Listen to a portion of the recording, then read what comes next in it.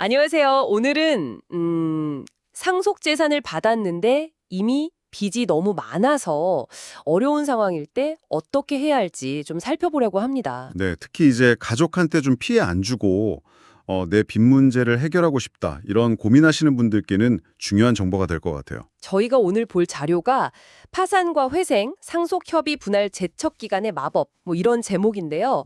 여기서 핵심 내용을 뽑아왔습니다. 맞아요. 그러니까 과거에 했던 그 상속 재산 분할 결정이 현재 뭐 파산이나 개인회생 절차에서 어떻게 다른 결과를 낳는지 그 제척 기간이라는 시간 제한에 초점을 맞추고 있거든요. 네, 제척 기간 이게 좀 생소하긴 한데 그렇죠. 파산은 뭐 재산 정리해서 빚 한감 받는 쪽에 가깝고 회생은 소득으로 일부 갚아나가는 건데 이 둘 사이에 중요한 차이가 있다는 거죠. 그럼 이 법적인 시간 차이가 실제 결과에 어떤 영향을 주는지, 또 왜 특정 시점에는 개인회생이 더 유리할 수도 있는지 이걸 알아보는 게 오늘 목표겠네요. 네, 맞습니다. 자, 그럼 바로 사례를 한번 보죠. 자료에 나온 분 사연인데요. 한 4년쯤 전에 아버님이 돌아가셔서 집이랑 토지를 상속받게 되신 거예요. 네네. 근데 그때 이미 개인적으로 빚이 너무 많으셨던 거죠. 그래서 이제 본인 몫까지 동생이 전부 갖도록 상속재산 협의 분할을 하셨어요. 아, 본인 지분을 포기하고 동생한테 다 주기로 합의를 하신 거군요. 네. 그러고 나서 이제 개인 파산을 신청했는데 여기서 딱 문제가 생긴 겁니다. 그렇죠. 파산 관제인이 보기에 이게 이상한 거죠. 네, 파산 관제인이 나타나서 원래 당신이 받았어야 할 상속 지분만큼 그 가치를 돈으로 내놔라. 파산재단에 넣어라. 이렇게 요구를 한 거예요. 아이고, 그럼 동생한테 준 재산에서 다시 돈을 가져와야 하는 상황이네요. 그렇죠. 근데 이분은 동생한테 피해 주기 싫으니까 결국 파산 신청을 그냥 취하하셨다고 해요. 정말 안타까운 상황인데 결국 빚 문제는 해결 못하고 다시 원점으로 돌아간 거잖아요. 맞아요. 동생 지키려던 마음은 알겠는데 본인 문제는 그대로 남았으니 참 답답하셨을 것 같아요. 그럼 여기서 다른 방법은 없었을까요?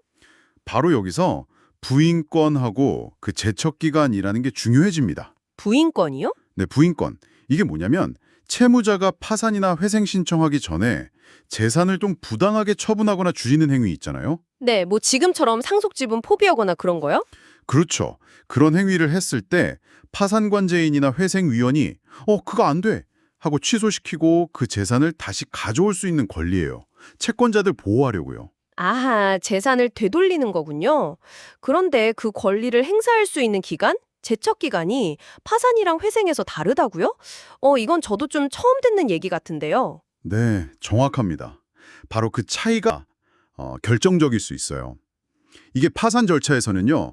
파산 선고일로부터 2년 또는 그 문제의 행위, 여기서는 상속협의 분할이죠. 그게 있었던 날로부터 10년 안에 부인권을 써야 해요. 10년이요. 꽤 깨시네요. 네. 근데 개인회생 절차는 달라요.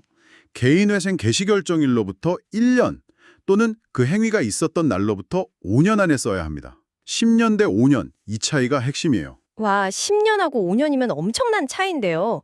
그러면 아까 그 사례는 상속협의 분할하고 4년 좀 넘었을 때 파산 신청했으니까 10년이 안 돼서 부인권 대상이 됐던 거군요. 그렇죠. 파산 기준으로는 아직 10년이 안 지났으니까요. 그렇다면 혹시 만약에요, 이분이 상속협의 분할한 지 5년이 지난 시점에 파산 말고 개인 회생을 신청했다면 결과가 달라질 수도 있을까요? 바로 그겁니다.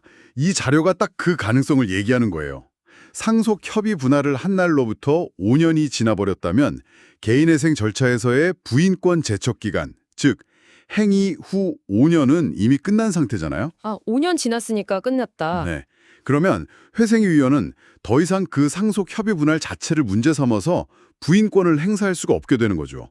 법적으로 그 권리가 소멸한 거니까요. 그럼 부인권 행사가 안 되면 구체적으로 뭐가 좋아지는 건가요?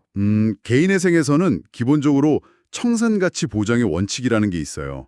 내가 만약 파산했다면 채권자들이 최소한 이만큼은 받았을 거다 하는 금액 이상은 갚아야 한다는 거거든요. 네네, 청산가치. 근데 제척 기간이 지나서 부인권 행사가 불가능해지면 과거에 동생한테 넘어갔던 그 상속 지분 가치를 이 청산가치 계산할 때 포함시키라고 할 수가 없는 거예요. 아, 그만큼 갚아야 할 기준 금액이 낮아지는 거네요. 그렇죠.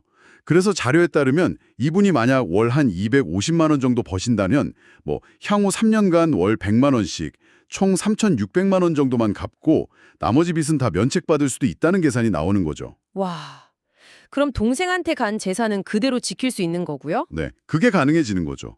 이야, 이거 정말 놀라운데요? 똑같은 과거의 결정인데 파산으로 가려고 하면 10년을 기다려야 할 수도 있는 문제가 만약 소득이 있어서 개인회생을 선택할 수 있다면 5년만 딱 지나면 해결의 길이 보일 수 있다니. 맞습니다.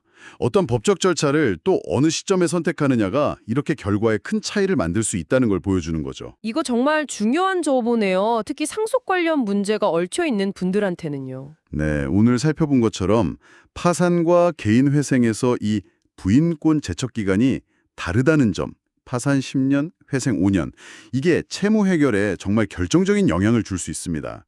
특히 이 5년이라는 시간이 어떤 분들에게는 중요한 기회가 될 수 있다는 거죠.